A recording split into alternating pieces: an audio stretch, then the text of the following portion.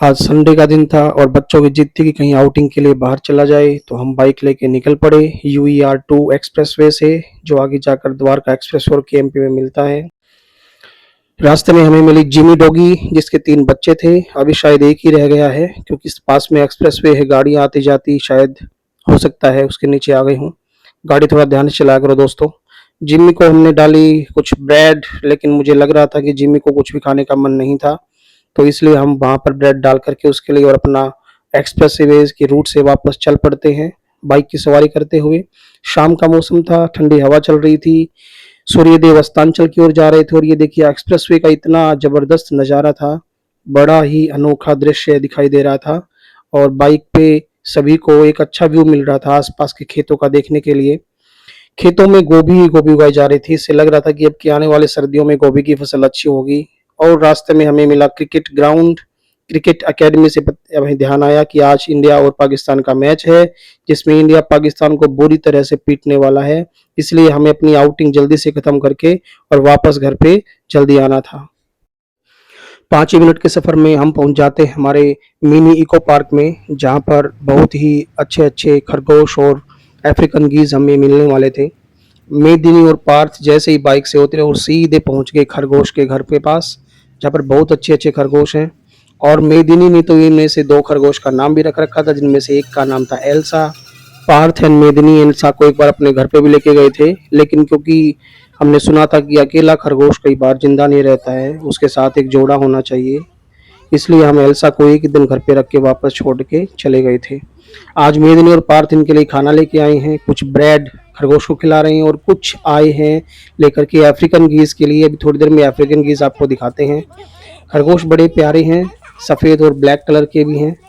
मेदिनी और पार्थ का इनको देखकर बड़ा अच्छा मन लगता है, लगभग हर संडे को यहाँ पर आना होता है, खरगोश को और अफ्रीकन गीज को खाना खिलाना होता है, यही इनका रूटीन होता है वीकेंड का। और बच्चे बड़े खुश रहते हैं, हमें भी अच्छा लगता है कि जानवरों से प्रेम करना मनुष्य का स्वभाव है और बच्चों को जानवरों के आसपास लाना चाहिए, ताकि जो एक इकोसिस्टम है उसके बारे में बच्चे बहुत कुछ जान सकें और हमारे इकोसिस्टम को बचाने के लिए, पर्यावरण की रक्षा के लिए अपना योगदान दे सकें। तो आज का दिन इन खरगोशों और अफ्रीकन गीज के साथ में होने वाला था कुछ खास। अच्छे से खा रहे हैं खरगोश खाना, मुझे लग रहा है सुबह से भूखे थे, अब क्योंकि छुट्टियां चल रही हैं, बच्चे भी आसपास नहीं दिखाई दे रहे थे कहीं भी, तो इनको खाना खिला करके बड़ा मजा आ रहा है। मेदिनी और पार्थ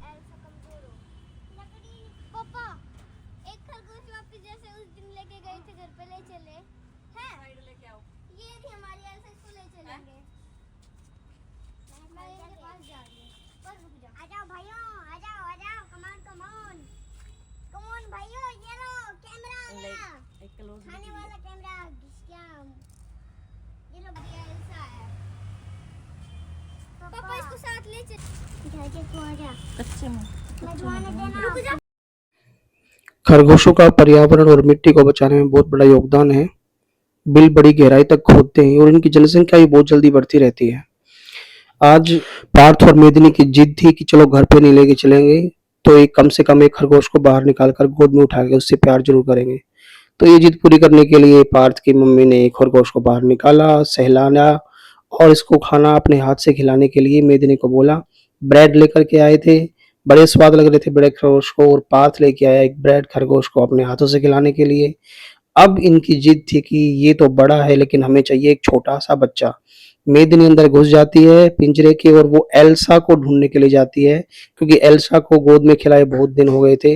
और फाइनली उसको एल्सा मिल जाती है और मिरेकलसली, मुझे पता नहीं क्यों, खरगोश भाग जाते हैं, पकड़ में नहीं आते, लेकिन वो एल्सा आराम से बैठी रही और मेदिनी ने उसको बड़े आराम से अपने हाथों में उठा लिया। एक बार डर गई थी, थोड़े से पंजे लगे, लेकिन फिर से मैनेज कर लिया और उसको लेकर के बाहर आ गई। पार्थ अभी फेंक रहा है रोटी उनकी तरफ कि आओ भाई खाओ, और पूरे मजे ले रहा है। और ये आ गई एल्सा बाहर।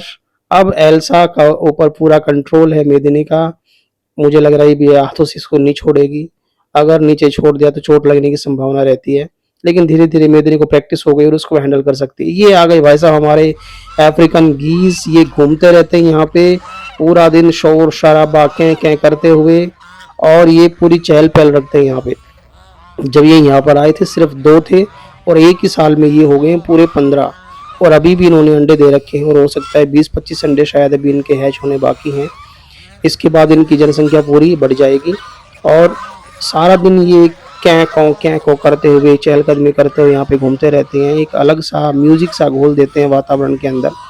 अभी इनके लिए खाना अच्छे से लेके आए हैं, बाद में डालेंगे। चलो अभी पार्थ और मेदिनी जा रहे हैं कुछ और खास देखने के लिए, लेकिन उस खास को देखने से पहले एक बार सारे पिंजरों में घूम करके देखना चाह रहे हैं कि खरगोश के अलावा और यहाँ पर क्या क्या हो सकता है। ये इको पार्क एक छोटे से गांव बापुला में बना हुआ है स्कूल के अंदर। और देखिए आप दिल्ली के गवर्नमेंट स्कूल में भी कितना अच्छा नज़ारा है। हर चीज़ को होलिस्टिक डेवलपमेंट के लिए जाने जाते हैं और होलिस्टिक डेवलपमेंट ना केवल बच्चों का बल्कि पर्यावरण का भी हो रहा है। ये ऐसा एक गोल सर्कल बना रखा है जिसके अंदर पानी भर देते हैं और ये हमारे जो अफ्रीकन गीज़ हैं यहाँ पर घूमते रहते हैं, इसके अंदर गोल गोल तैरते रहते हैं। और बारिश के दिनों में तो वैसे इनको पानी यहाँ पर भरा हुआ मिल जाता है, जो कि दिल्ली की खासियत है। ये पता नहीं किस चीज़ का बड़ा पौधा है, बड़े बड़े पत्ते हैं इसके। और ये हमारे अफ्रीकन गीज़ देख रहे हैं कि आज तो हमारे घर के अंदर बाहर वाले घुस गए हैं, पता नहीं क्या होगा। ये यहाँ पर खुले में घूमना चाहते हैं और हम इनको डिस्टर्ब नहीं करना चाहते हैं। अब आती है इनको खाना खिलाने की बारी। पार्थ एंड मेदिनी ने पैकेट उठाया और ब्रेड लेकर के चल पड़ते हैं खुले ग्राउंड में। और यहाँ पर हमारे अफ्रीकन गीज़ जैसे हमें देखते हैं कि खाना लेकर आ रहे हैं और वहीं से दौड़ लगाते हैं। मेदिनी डर गई और पीछे भाग लेती है कहीं इसको घेर ना ले। अब हम आगे बढ़ते हैं। पार्थ के हाथ में ब्रेड है, लग रहा है कि छोटे छोटे टुकड़े करके इनको डालने वाले हैं। और अफ्रीकन गीज़ भी जैसे कि ये बिल्कुल एक प्रकार से आदी हो चुके हैं इन बच्चों के। जैसे ये पास में आते हैं उनको पता है कि ये खाना खिलाने वाले हैं और वो चुपचाप बिना कोई शोर शराबा किए खाना खाने लगते हैं। लेकिन यहाँ पर कुछ प्रॉब्लम हमें लग रही थी कि मिट्टी ज़्यादा थी, जैसे ही ब्रेड मिट्टी में गिरती है वो खाने से मना कर देते हैं। तो हम चलते हैं थोड़े से पथरीले इलाके में जहाँ पर मिट्टी नहीं होगी और ब्रेड अगर आसानी से डाल दिया जाएगा तो उसको वो अच्छे से खा लेंगे। अब ये वहीं घूम रहे हैं कि अचानक से क्या हो गया भाई, क्यों डालना बंद कर दिया ब्रेड? ये तो हर संडे को आकर के ब्रेड खिलाते हैं। अब इनको प्लानिंग धीरे धीरे पता चलेगी कि हम उधर क्यों जा रहे हैं। और एक एक ब्रेड डालना पड़ा ताकि वो उसको फॉलो करते हुए हमारे पीछे पीछे आ जाएं, क्योंकि ये महाराजा टाइप के लग रहे थोड़े से कि हम यहाँ खड़े हैं तो यहीं पे हमारे लिए खाना आना चाहिए। बट चलो मेदिनी के पीछे पीछे आ रहे हैं। पार्थ सोच रहा है कि अभी डालने के लिए लाए थे कि डाल क्यों नहीं रहे हैं। चलिए अब यहाँ पर आ गए हमारे अफ्रीकन गीज़। हमने पथरीली धरती में डाल दिए हैं ब्रेड ताकि आसानी से खा सके, मिट्टी ना लगे ब्रेड के ऊपर। और जैसे इन्होंने दूर से देखा कि वहाँ पे फेंके जा रहे हैं पार्टी करने के लिए, सभी पार्टी हो रही है सभी अफ्रीकन गीज़ आ गए हैं।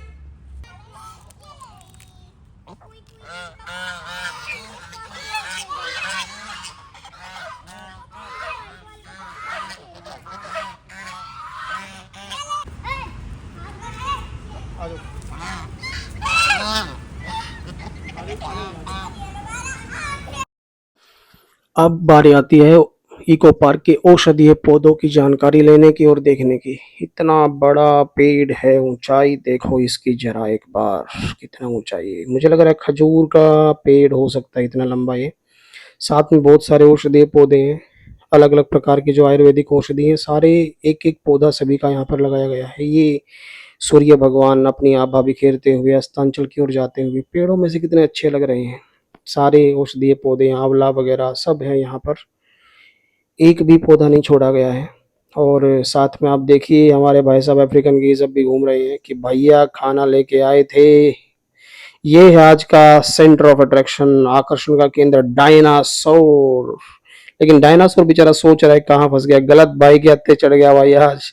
मेदिनी ने तो इसकी सवारी करनी स्टार्ट कर दी और पार्थ ने इसके पंजे पकड़ लिए ताकि ये किसी को बॉक्सिंग करके घुसा ना मार सके। और साथ में मिला हमें एक और नज़ारा, छोटी सी तितली यहाँ पर बैठी हुई थी, बैठी है कि ये लेटी हुई है, पता नहीं जिंदा है शायद। और ये हमारे बरगद दादा, इतने बड़े पेड़ जो अपनी घनी छाया के लिए जाने जाते हैं। बरगद की छाया बड़ी अच्छी होती है, सबसे अच्छी बात है इतने बड़े-बड़े पत्ते होते हैं, पक्षी घोंसला नहीं बनाते यहाँ पर। और फिर हम वापस चल पड़ते हैं क्योंकि हमें आज पाकिस्तान को भारत के हाथों पिटते हुए देखना था। भारत ये मैच जीतने वाला है और पाकिस्तान की अच्छी खासी धुलाई होने वाली है। फिर से हम अपना एक्सप्रेसवे पकड़ लेते हैं और वापस अपने फ्लैट की ओर चल पड़ते हैं। रास्ते में वही नज़ारा देखने को मिलता। हमें लगा बच्चे कहेंगे इतनी जल्दी वापस क्यों आ गए, लेकिन बच्चों ने खुद कहा कि हम चाहते हैं कि भारत के खिलाड़ी एशिया कप की ट्रॉफी अपने हाथों से उठे हुए दिखाई दें और भारत की जीतने का जश्न हम टेलीविजन के सामने खड़े होकर मनाएं। तो बच्चों की बात हमें माननी पड़ी, हम चल पड़ते हैं। शाम होने वाली है, मैच भी घंटे बाद स्टार्ट होने वाला है और ये Dwarka expressway UER urban extension road 2 से हम जा रहे हैं। ये भाई साहब स्कूटी से गलत रास्ते से जा रहे थे, हमने इनको सही रास्ता बताया। ये पानीपत का जो सामने का बोर्ड लगा है, सामने मत जाना, सीधा लेफ्ट हो जाना, ये से सामने जाकर के देना पड़ेगा टोल पूरा 235 रुपए। तो भाइयों जिस तो ये था हमारा आज का ब्लॉग। थैंक यू, जय हिंद, वंदे मातरम।